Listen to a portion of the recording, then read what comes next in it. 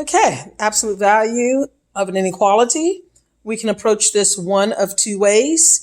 One option is to separate this inequality into two inequalities. So we could say 3x minus 4 is less than or equal to 2, and 3x minus 4 is greater than and equal to negative 2. That's one way to approach this, or we can actually put these two things together. So we can solve it this way, or by putting these two together. It doesn't matter which approach. So here's our or. We can look at this as simply one combined inequality. So negative 2 is less than and equal to 3x minus 4, which is less than and equal to positive 2. So you can solve this inequality one way or the other.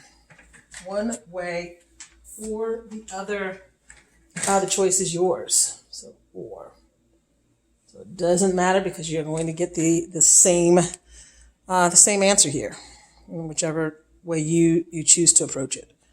Okay, so you can see that. And so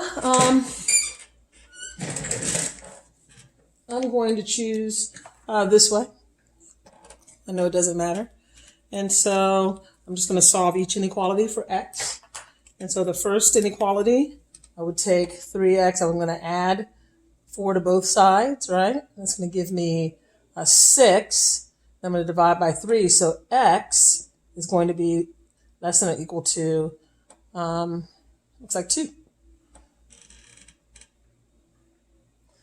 And the other, I'm going to add 4 to both sides. So that's going to give me a positive 2, right?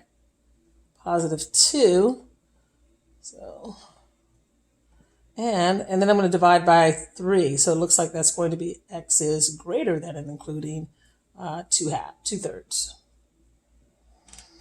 Okay. Math magic? No, not really. Just math. Okay, and if you chose to this approach, then you would just add 4 to both sides of this inequality. So add 4 to this, add 4 to that. That's going to give me 2 on this side, right? Less than or equal to 3x. That's going to give me less than or equal to 6. And then I'm going to divide 3 here and divide 3 here. That's going to give me 2 less than or equal to 2/3, and dividing by 3, x less than or equal to 2. And if you notice, we got the exact same answer. So the choice really is yours.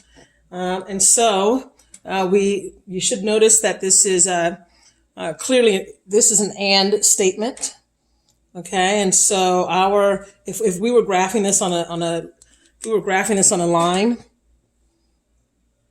then we would have something like this: 2/3. See, it's not negative. We would have a positive 2/3. Positive 2/3 here. Positive 2 here. Yep. Closed circle, and our solutions would be in between. So that's what we're saying here. And that's what we're also saying here.